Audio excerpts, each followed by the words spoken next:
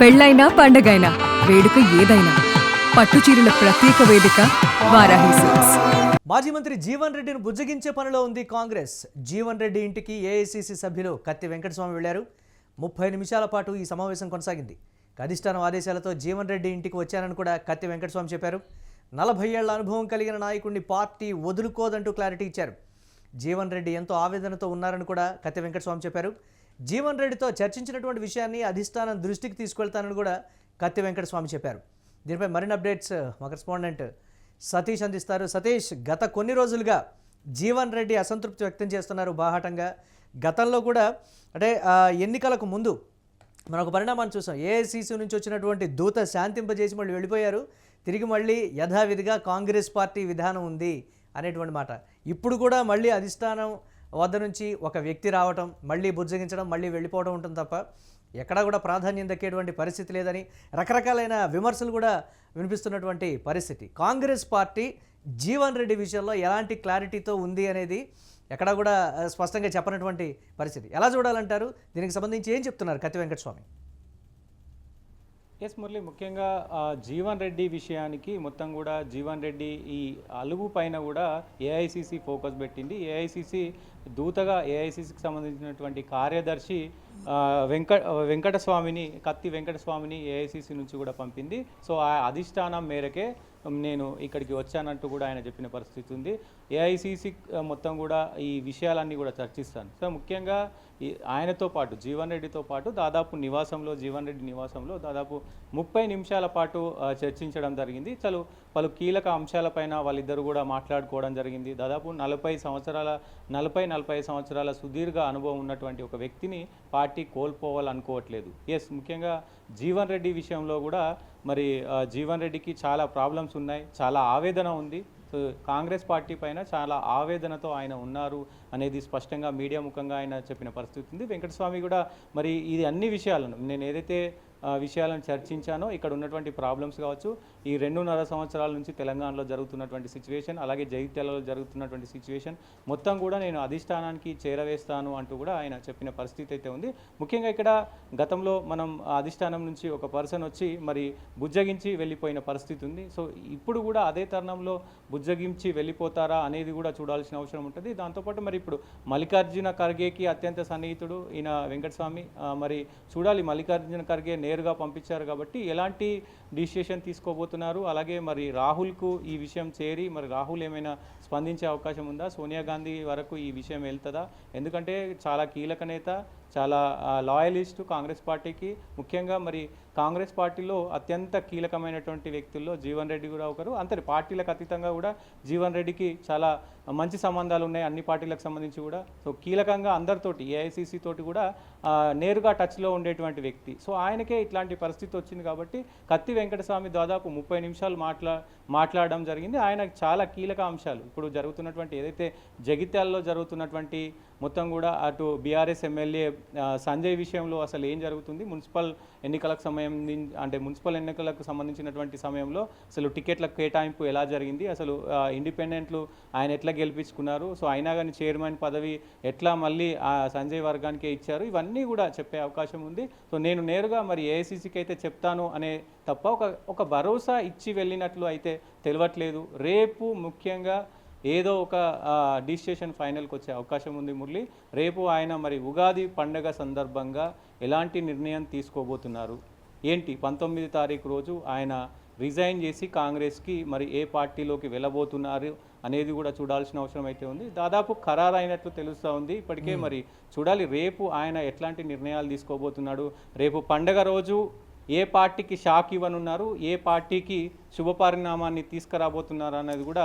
అసంతృప్తిని చల్లార్చాలంటే పదవి ఇవ్వాల్సినటువంటి అవసరం ఉంటుందనేటువంటి మాట. అసంతృప్తి అక్కడే కదా, తన వర్గాన్ని ప్రోత్సహించకపోవడం కావచ్చు, తన పర్మిషన్ లేకుండా తన నియోజకవర్గంలో జరుగుతున్నటువంటి పరిణామాలకు సంబంధించి ఆయన మాట్లాడినా చెప్పినా కానీ రాష్ట్ర కాంగ్రెస్ నాయకత్వం వినడం లేదు అనేటువంటి మాట. సరే, రాజ్యసభకి సంబంధించి హామీ ఇచ్చారు అని కూడా వార్తలు అయితే బయటకు వచ్చాయి. ఇప్పుడు ఆ రాజ్యసభ విషయంలో కూడా హామీ మిస్ అయిపోయింది అనేటువంటి పరిస్థితి అయితే క్లారిటీగా కనిపిస్తోంది కదా. కానీ ఎక్కడా కూడా జీవన్ రెడ్డి అనుకున్నది జరగట్లేదు, జీవన్ రెడ్డి అడిగింది రావడం లేదు, జీవన్ రెడ్డి చెప్పిన దాన్ని కూడా పరిగణలోకి తీసుకోవడం లేదు. వస్తున్నారు, లాయలిస్ట్ అని చెప్తున్నారు, వెళ్ళిపోతున్నారు, మీరే ఇలా చేస్తే ఎట్లా అనేటువంటి మాట చెప్తున్నారు. కానీ ఎక్కడ సీనియారిటీని పరిగణలోకి తీసుకున్నటువంటి పరిస్థితులు కానీ, లేకపోతే ఎస్ మీకేం కావాలి, మీ వర్గానికి ఏం కావాలి, ప్రాధాన్యం అనే దానికి సంబంధించి కూడా ఇదవుతున్నటువంటి పరిస్థితి. ఆత్మగౌరవం దెబ్బతిన్న చోట ఎంత లాయల్గా ఉన్నా కానీ అక్కడ ఉండకూడదు అనేటువంటి ఒక అభిప్రాయానికి వచ్చారు జీవన్ రెడ్డి. కాబట్టి నేరుగా అధిష్టానం నుంచి దూత వచ్చి మాట్లాడుతున్నారనే పరిస్థితి ఏంటి, దీనికి సంబంధించి ఏం చెప్తుంది జీవన్ రెడ్డి వర్గం? ముఖ్యంగా మురళి ఆయన ఒకటే చెప్తున్నారు, అంటే నాకు పదవి ఇవ్వాలి లేదంటే నాకు పదవి కావాలి అని నేను అడగట్లేదు. సో ముఖ్యంగా రెస్పెక్ట్ కావాలనుకుంటుండు. ఆ రెస్పెక్ట్ నాకు కాంగ్రెస్ పార్టీలో లేదు. ఎందుకు నాకు చెప్పకుండా ప్రతి ఒక్క నా కాన్స్టిట్యున్సీలో జగిత్యాలకు సంబంధించి ఏ వర్క్ అయినా కాంగ్రెస్ పార్టీ ఏ పని చేసినా కానీ అది జీవన్ రెడ్డికి తెలియకుండానే జరుగుతూ ఉంది.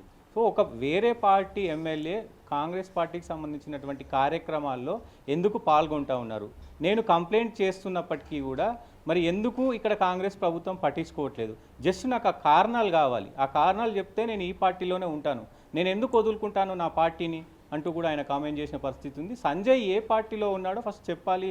స్పీకర్ ఏమో బీఆర్ఎస్లో ఉన్నాడని చెప్తారు, మీరేమో మరి కలిసి పనిచేయమని చెప్తారు. అసలు ఏం జరుగుతుంది జగిత్యాలలో?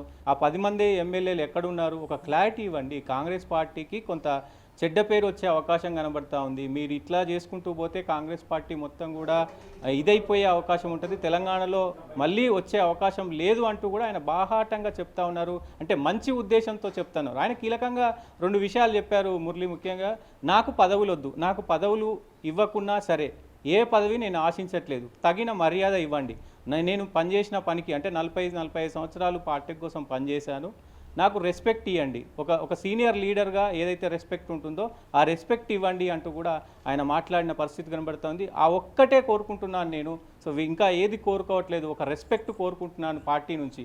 ఆ రెస్పెక్ట్ లేదు, అందుకే నేను పార్టీ వీడాలనుకుంటున్నాను. నేను నా పార్టీని ఎప్పుడు కూడా నాకు వద్దు అని చెప్పుకునే పరిస్థితి రావద్దనే అనుకుంటున్నాను. కానీ ఇక్కడ ఉన్నటువంటి లీడర్సు, ఇక్కడ ఉన్నటువంటి నేతలు మొత్తం కూడా వీడేటట్టు చేస్తూ ఉన్నారు.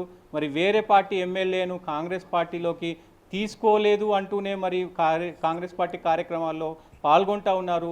ఇక్కడ కాంగ్రెస్ పార్టీకి సంబంధించినటువంటి నిధులన్నీ కూడా ఆయన చేతుల మీదగానే ఓపెన్ అవుతూ ఉన్నాయి. అసలు ఏం జరుగుతుందో నాకు అర్థం కాని పరిస్థితి ఉంది. నన్ను కావాలని బయటికి నెత్తే ప్రయత్నం చేస్తూ ఉన్నారు.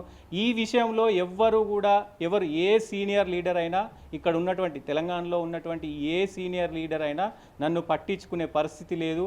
నేను ఎవరిని కూడా దీంట్లో నిందించట్లేదు అంటూ కూడా ఆయన బాహాటంగా చెప్పారు. కొంత భావోద్వేగంతో కూడా చెప్పిన పరిస్థితి అయితే కనబడతా ఉంది. చూడాలి మురళి, మరి ఎలాంటి నిర్ణయాలు రాబోతున్నాయి. రేపు కన్ఫామ్గా ఏదో ఒక నిర్ణయం అయితే రాబోతుందనేది విశ్వసనీయమైన సమాచారం అయితే ఉంది. సో పార్టీ మారుతారా, ఏ పార్టీలో వెళ్తారు అనేది చూడాల్సిన అవసరం ఉంటుంది. Thanks for updates Satish. ఇక జీవన్ రెడ్డి అంశానికి సంబంధించి రాష్ట్ర నాయకత్వం వ్యవహరిస్తున్నటువంటి విధానం ఆయనకు నచ్చటం లేదు. తన నియోజకవర్గంలో జరుగుతున్నటువంటి పరిణామాలు, పర్టికులర్గా తన వర్గానికి దక్కినటువంటి ప్రాధాన్యతకు సంబంధించి కూడా ఆయన అసంతృప్తి అయితే వ్యక్తం చేస్తున్నారు. ఈ నేపథ్యంలోనే జీవన్ రెడ్డిని బుజ్జగించే పనిలో పడింది కాంగ్రెస్. జీవన్ రెడ్డి ఇంటికి ఏఐసీసీ సభ్యులు కత్తి వెంకటస్వామి వెళ్లారు. దాదాపుగా 30 నిమిషాల పాటు సమావేశం అయితే కొనసాగింది. అధిష్టానం ఆదేశాలతో జీవన్ రెడ్డి ఇంటికి వచ్చానని కూడా కత్తి వెంకటస్వామి చెప్పారు. 40 ఏళ్ల అనుభవం కలిగినటువంటి నాయకుడిని పార్టీ వదులుకోదంటూ క్లారిటీ ఇచ్చారు. జీవన్ రెడ్డి ఎంతో ఆవేదనతో ఉన్నారని కూడా ఒక క్లారిటీ ఇచ్చారు. జీవన్ రెడ్డితో చర్చించిన విషయాన్ని అధిష్టానం దృష్టికి తీసుకెళ్తానని కూడా కత్తి వెంకటస్వామి చెప్పారు.